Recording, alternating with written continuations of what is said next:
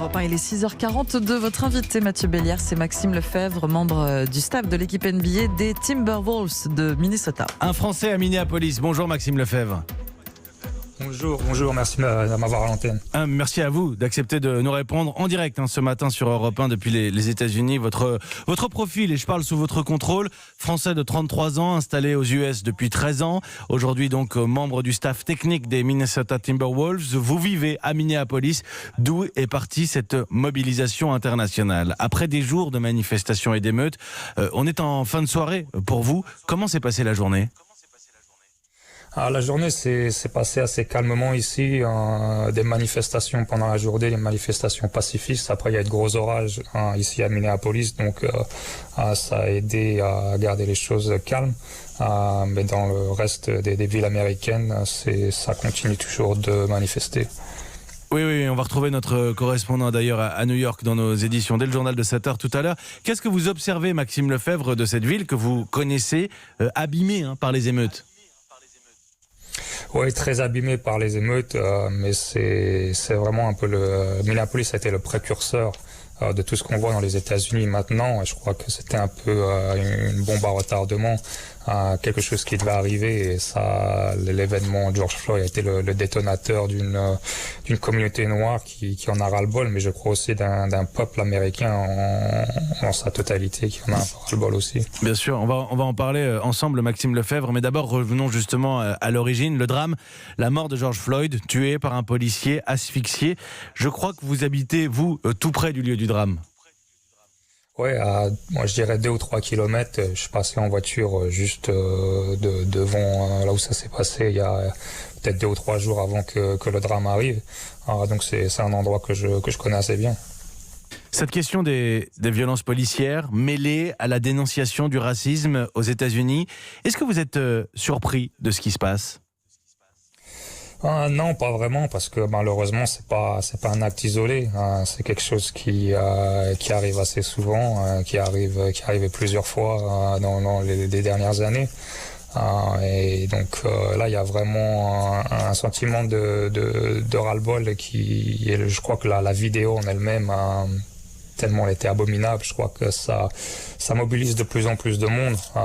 Mais c'est dommage qu'on doit en arriver là pour essayer d'amener du changement, mais je sens vraiment un changement qui arrive. Et ce qui se dit beaucoup, c'est que ce genre d'événement tragique arrive. D'ordinaire, il n'est pas filmé. C'est une réalité du quotidien, vraiment. Je sais que ça paraît banal comme question, mais quand on est noir américain, c'est quelque chose que l'on subit au quotidien.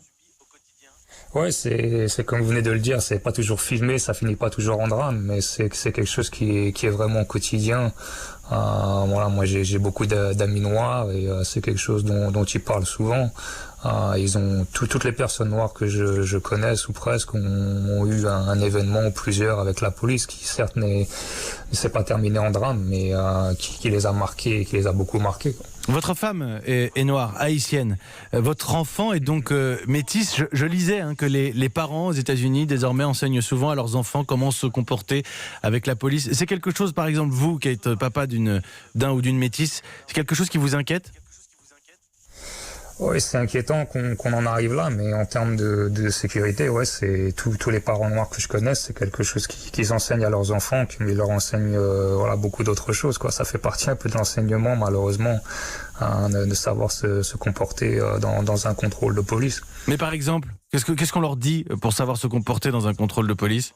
Ouais, ce qu'ils disent, ce qui est important, c'est de garder les mains en vue de la police, d'expliquer tout mouvement qu'on puisse faire. Si on va chercher son portefeuille, si on va dans sa boîte à gants, le faire doucement, aucun geste brusque, éviter de regarder les gens dans les yeux, de ce genre de choses. Donc vraiment faire tout pour ne donner aucune excuse à la police, quoi.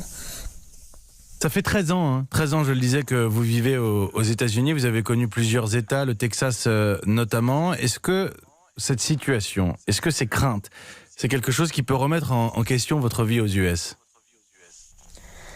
Je pense pas que ça vraiment ça remet en question ma vie aux États-Unis, mais c'est vrai que on se pose des questions. Comment est-ce qu'on peut améliorer cette société? Parce que élever un enfant dans cette société où il y a un vrai problème de racisme, c'est vrai que c'est difficile. Mais après, voilà, si c'est pour je crois que ces problèmes existent certes aux États-Unis, mais dans beaucoup d'autres pays aussi. Donc, je crois que c'est plus nous en tant qu'humains qu'on doit essayer de changer plus que là où on habite, quoi.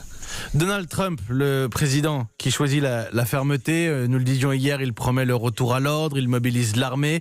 Que dit-on autour de vous, aux États-Unis, de la réponse du président ? Ça dépend un peu de quel côté vous êtes. Un peu les personnes avec qui je suis. Moi, je travaille en NBA dans un milieu très très divers, avec beaucoup de personnes d'origine différente. Donc c'est sûr que pour eux c'est difficile d'entendre ces paroles et de lire un peu tout ce qu'il peut dire. Je crois qu'il met plus de l'huile sur le feu qu'autre chose. C'est vraiment dommage, je crois qu'on a besoin d'un. Mais vous sentez, pardon, Maxime Lefebvre, que justement vous disiez, ça dépend de quel camp, dans quel camp on se place. C'est-à-dire que vous sentez là que ça y est, il y a ce clivage, il y a peut-être la présidentielle au bout, et que là, les Américains choisissent leur camp. Ouais, malheureusement, il utilise cet événement pour attaquer ses adversaires politiques, et je crois personnellement qu'on a dépassé la politique, on a besoin d'un message d'unité. C'est un problème de juste et injuste, pas vraiment un problème de droite et de gauche en ce moment. Merci Maxime Lefebvre, témoignage précieux, merci beaucoup. De rien. Je le rappelle, un membre du staff technique de l'équipe NBA des Minnesota Timberwolves, basket américain bien sûr, un Français installé à Minneapolis qui témoignait ce matin de la situation aux États-Unis. On continue d'en parler bien sûr dans la revue de presse internationale dans un instant, dans le journal de 7h avec notre correspondant à New York, Xavier Yvon.